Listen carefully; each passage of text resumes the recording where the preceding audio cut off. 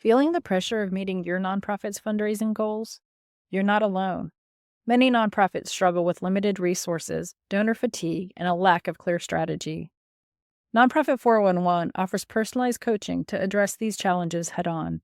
Together, we'll tackle your biggest obstacles, boost your donor relationships, and build momentum toward your mission. Don't let obstacles slow you down. Start your coaching journey today at nonprofit411.org.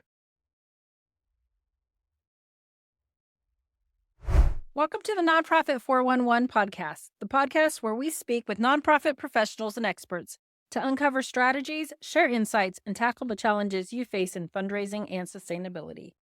I'm Sarah Barton, your fundraising growth partner and the founder of Nonprofit 411. My mission is to help you develop tailored strategies and support you as you implement them, ensuring your nonprofit thrives. Let's dive into today's episode and learn from the experiences and expertise of those who have been in your shoes.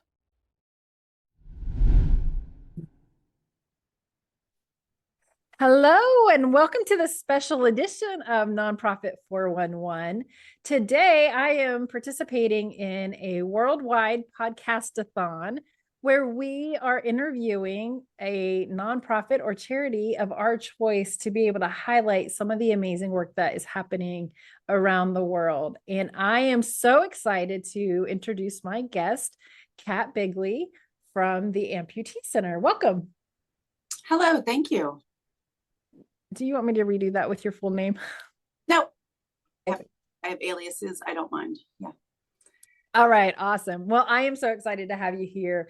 And I am so excited for our listeners to learn about the Amputee Center and the amazing work that you do. But before we get started, I'd like to ask every guest my favorite question, which is, what is your favorite hobby? And I know you have a lot of them. Oh, gosh. My favorite hobby right now, I'm going to say hiking. Oh, fun. It's kind of wet for hiking, isn't it? Yep. And so I think that's where it's every day. I'm looking at the weather and looking at what clothes I pack to when I come to the office, that maybe I could sneak out and go get in, a little nature. Oh, that's awesome. Yes. I feel like in the middle of winter, we all need a little bit more nature because we're all inside too much. And I always feel better. We did a hike 2 days after Christmas with my kids, because we had all got new hiking shoes for Christmas, right? And it was raining. It was a day that you would never, ever, ever leave. And we had such a great time.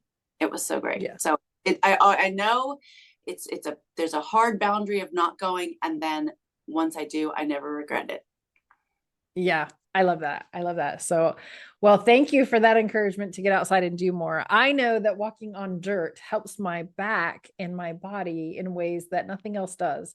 So we don't, we walk on concrete a lot of times, but when I walk on dirt, it's different. And just the simple act of getting on dirt, even if it's just the front yard, my body relaxes and it feels so much better. Mm-hmm. Yes, very, very much so. Yes.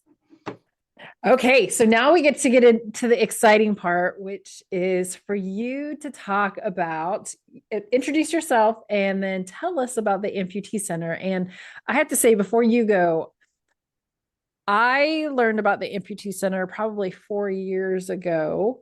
I do have a brother-in-law who is an amputee, but when I learned so much from just being introduced to the center and then to find out all the stuff that you do, and that you are really a unique model worldwide, I think is pretty awesome. So go ahead, share with us a little bit about yourself and about the Amputee Center.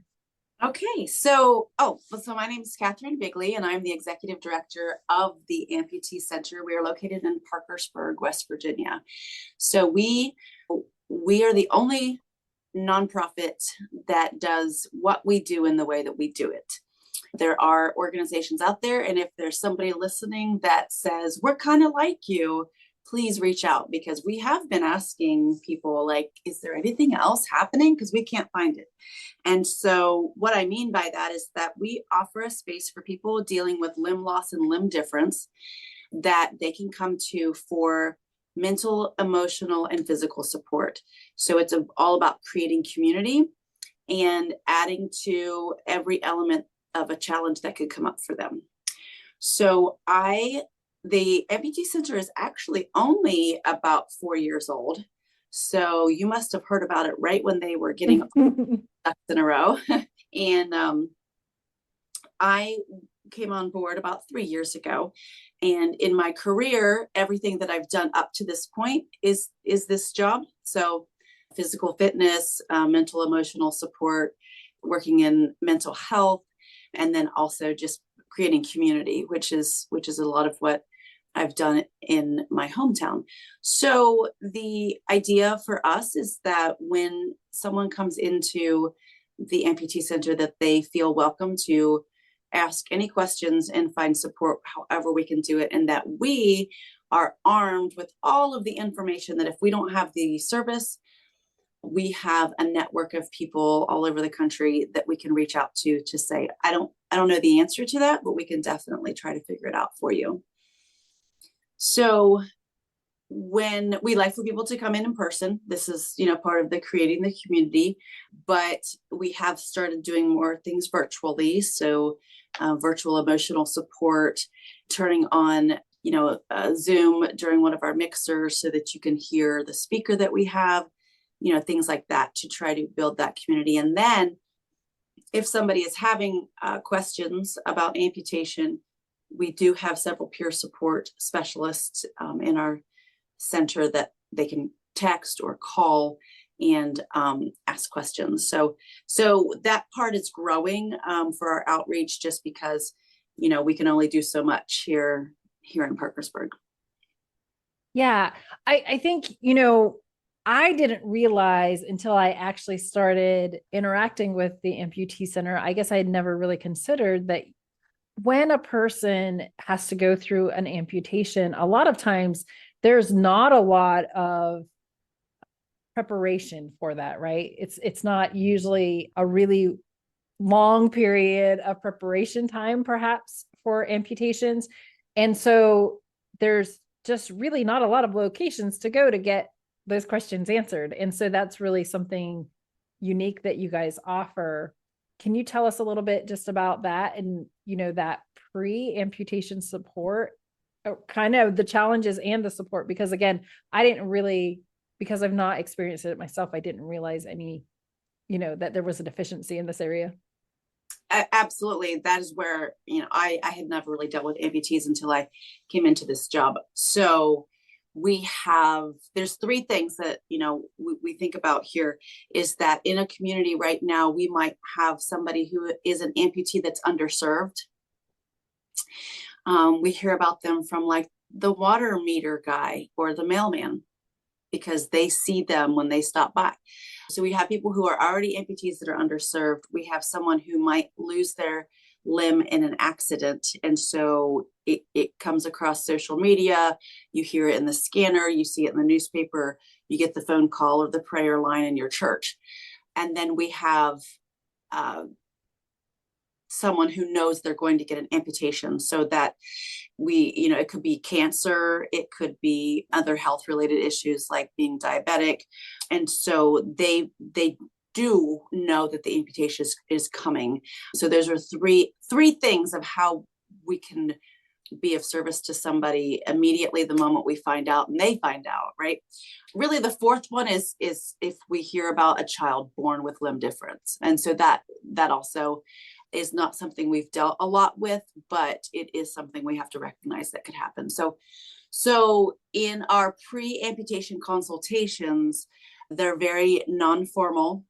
The word consultation makes it sound like it's formal. It's very non-formal. It's just very caring and very much like, let you ask anything, like, what are your fears? What are your questions? That they don't understand that especially a lower extremity, the swelling takes a while to go down.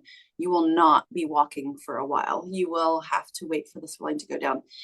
Prosthetic fittings take a while, and hopefully you find a great prosthetist that can work with you and say what feels right and doesn't feel right. There's a lot of products out there with liners and adding a sock, changing this. Well, this sweats too much. Well, this is now getting a sore. There's a lot of that conversation. And then upper extremities, the same thing, like, how can I adapt to my house? Like, if I know what's going to happen, what can I prepare for? So we recently had a consultation come in, and they are preparing for amputation, and their health provider said, you have to come talk to these people. Awesome. Yeah, yeah. And so that was good to know that who and what we are and what we're doing to serve the community we've planted the seed in medical professionals to say, I want you to come into this informed.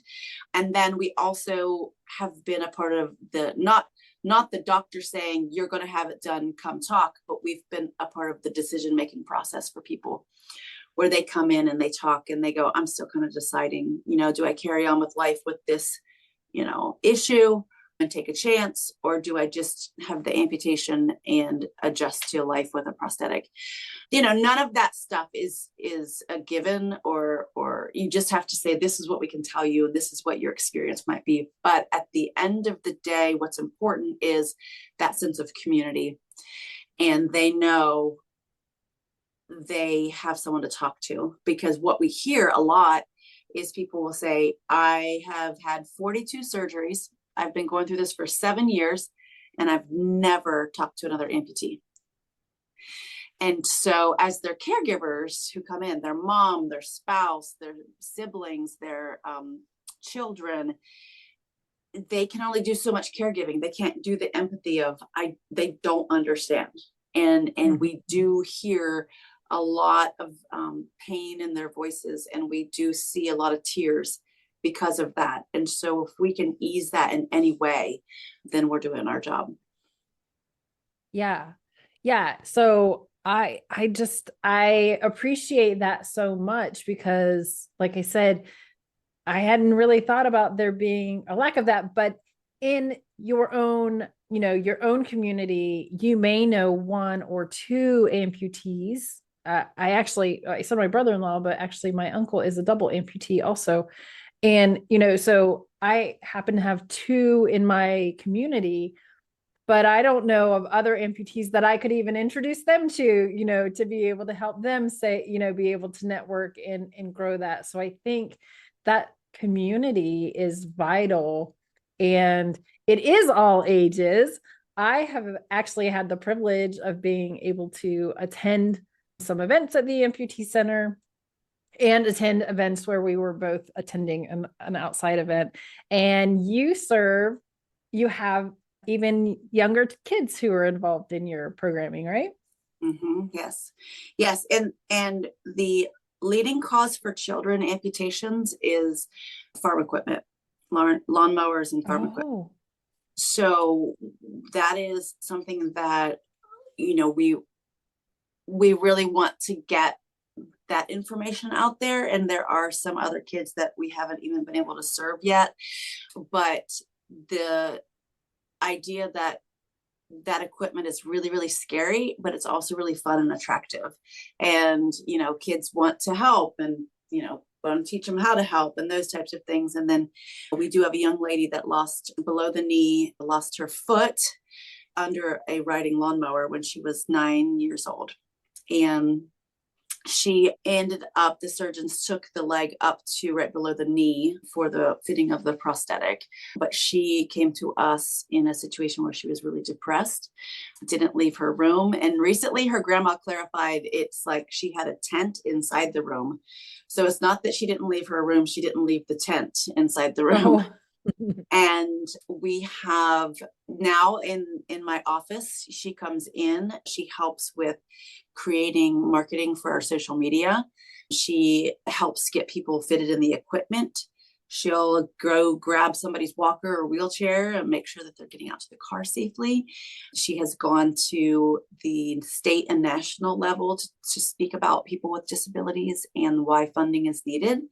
And we have taken trips to conferences and presented and spoken to inspire others. And it's just really interesting, to see how people look at her, but also that immediately, because of the way that she carries herself, that she makes it to the point that I literally don't even use the word disabled, right? Like like I had to say the other day, I work with disabled, and I was like, I don't even see it that way, you know? So, so she has been definitely a beautiful success story of what the center can do. And she has said herself that if she hadn't come in here, um, she's looked around this town and said, I wouldn't be a good person. You know, I would be in a worse place, and I wouldn't have the path that saw any type of success in my life. So it's big stuff. Yeah, that's awesome. Yeah, I love that. So tell me about the various resources that you provide. So you've kind of talked about some of the resources, but can you tell me what that looks and feels like from the amputees perspective, that of what you have available in your facility and for your participants? So our founding members, Mark and Nancy Miller, had been doing a social event once a month. And so that was very important to them, was the social, because they would have their amputees that were patients, and they would sit in the waiting room and never talk to each other. And so the social element was the core to the beginning of this center. So what we do is once a week from 1 to 4 p.m. on Thursdays, they can come in and just have social. So it's a support group, but it's not that image that we see in movies of sitting around in a circle and everybody sharing their story. It's really like, how are you? How are the grandkids? You know, when's your next prosthetic leg being fitted? Do you want some popcorn? Let's do a puzzle. You know, so the social is also very joyous. And when they have a new amputee walk in during that time, it's a little overwhelming because they're like, hey, there's a new person, and they welcome them in with open arms. We then do an amputee only fitness time. And so that's really important to give them an opportunity to do fitness. I have, you know, a lot of fitness certifications, and I've worked with thousands of people over the years. And so being able to offer adaptive fitness in a safe, supportive community is really important to me. And so that's the idea of like saying, okay, you know, you don't have to worry about anybody else in the room. You know, you're all amputees. Let's try something that might be new, fun, and silly, you know? So the physical fitness, and then the once a month mixers in the evening, and that's social. It ties in. We do stuff with the holidays, and then we also bring in speakers to share information to help with their health. So we have the mental, emotional, and physical, and then we are starting a program to help with nutrition. So, you know, giving them ideas, especially if they're diabetic, of different ways to be nourishing themselves and stay away from the idea that they might have more amputations, because that does happen. So that's really how it works. And then we also, for others listening to this that have nonprofits or charities, how we fund it partially is through community classes. So I have a staff of instructors that can do adaptive fitness, but we also offer classes to anyone in the community. So someone can come in and pay for a yoga class or a bungee fitness class or boxing or line dancing. And their money that they pay goes directly to keeping everything for amputees at no cost. So that's something very unique of how we get our funding. And it also has helped us when we are writing grants to show that we, you know, have that way of sustainability through the programming that we offer. The other beautiful thing that happens is in those community classes, some of the amputees start coming to those classes. Yeah. And they feel super empowered because they know what's happening next. They know how to gear people up. They're looking at someone who feels insecure in their body, and they say, I did it and I'm missing my legs. You can do it too. You know, so it turns into this really strange sense of humor. but it's I'm always just like, okay, I guess this is what we're doing now. But it gives people an opportunity to get inspired by who's in the classroom with them. Yeah. Yeah. I love that. And I do think, you know, it emphasizes that we are more alike than we are different. Yes. Yeah. So I love that. Well, can you tell our listeners how they can find out more about the Amputee Center and how they can get a hold of you if they do know of similar work around the world? Because we would love to be able to expand our networks. Yeah, so we do have, our website is theamputeecenter.com. So that's pretty simple, right? And then our email is amputeecenter@gmail. You can find me at Cat Bigley at theamputeecenter.com. And all of our other social medias are listed. Really, the website is the best place to go, but everything rings into my phone. So if any other executive directors are listening, you know how that goes. So it really, weekends, evenings, mornings, I usually see what's coming in and try to help anybody out that I can, or at least say we'll get back to you. So on our website we have opportunities to make donations, put in questions. We've tried to feature on our social media as much inspirational pictures and videos as possible, but we're always open to ideas. And we, definitely are at a point where when we talk to people in other regions that are sad when they find out that we're just here and they can't come, that it's very much asking now, like, what else is possible, right? How do we make this possible in every community so that people can come together? And this is something that amputation can affect anyone, and we're only one phone call away from being told that we know somebody who has an amputation. So, that idea that, why do I need to know this? Or I'll just plant this seed in my head, maybe I'll remember it later. The projections of the number of amputations that are going to happen just in West Virginia, just in our state, in the next 5 years for health related reasons, how that, the predictors of health, we have a lot of people coming to us. And so this is our time to prepare. One of the services I forgot to mention is we have a physical therapist on staff. Oh, awesome. Yeah, I just saw that. I was like, I better forget that. So that's something to consider too, that we're not just, I make sure our instructors are equipped to do adaptive, but we also are able to offer free physical therapy twice a week to anyone who comes in for the open physical therapy time. And it's so instrumental in their progress, because even with the best insurance, you might only get 10 physical therapy sessions. And so this is even to the point where we'll walk out to the parking lot and help you figure out how to get in and out of your car. Yeah. Oh, that's awesome. I think too, because you have so many amputees who come through the center, that the physical therapy is so unique and really targeted for individuals who have amputations in ways that, some communities have no access to, because they just have had limited exposure. Their physical therapies have had very limited exposure. And so you guys offer such a variety of opportunities within that realm, because you are so focused on amputees. It is a big issue that we're working on, is that when someone does get physical therapy prescribed, it's very much that the physical therapist might say, I don't know what to do. I've never worked with amputee.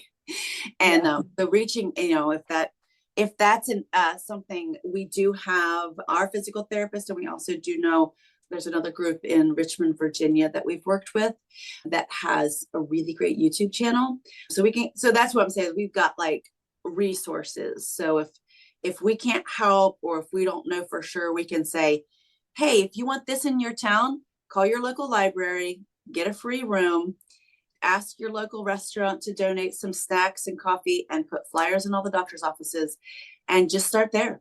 Just start with, how do we meet up and talk about it? I do recommend getting a mental health professional to key in, just because when we come together and we share these stories of loss, like, we have to be prepared to hold space for people. But as far as like building that community goes, it takes that step. It takes the couple of people saying, okay, let's get together and maybe find support, or have a space to ask the questions without judgment, or somebody just to empathize and say, hey, I know I stood up and forgot my leg was gone and I fell too. That happens. Yeah. I think that those are great tips, and that anyone can create this magic, but you are definitely, I think, a special creator of magic for amputees in this region, the Amputee Center is. So I always end with, what is one piece of advice that you think every nonprofit should hear today that you can offer? I talk about limiting beliefs in my personal work, but it is so true in nonprofits. And so it doesn't matter the age of your nonprofit, because I worked for a nonprofit before that was over 100 years old, and this one's 4 years old. So I think it's really important as a board, and if you're listening to this, to go back to your board and just say, what else is possible? And just what else is possible? And what else is possible? You know, and then when you hit a wall, say, what else is possible that we haven't considered yet? And be open to, what would we do if we didn't have money as a limitation? And make that list and be open to believing and supporting each other, and say, well, maybe we come to that not by money, but by barter. Maybe we come to that by donation. Maybe we come to that by showing up at the next, community farmers market and just talk to the community. So that's where it's like, there's so many spaces that we go into our limiting beliefs of, oh, we've only ever done it this way, or we could only ever do it this way. And so I think the best thing is, like, whatever your next meeting of board members or contributors or volunteers, hit them with the question, what else is possible? I love it. I love it. I'm going to write that one down, and I'm going to share that one a lot, because I love that. I always say money's only one resource. Right. And it's not the greatest resource, right? I think there's so many other great resources, and you really highlight some of these amazing resources because you have community. So thank you so much for joining us today. Well, thanks for all you do. We appreciate you. Thank you. Yeah, I'm so excited to share you with the world, and I hope that it reaches the ears of someone who needs to hear it today. And to our listeners, thank you for tuning in this week. I hope that you check out the Podcastathon. It's at thepodcastathon.com, and listen to some other amazing nonprofit and charities from around the world too, to see what they're offering. Thank you, Kat. You're welcome. Bye.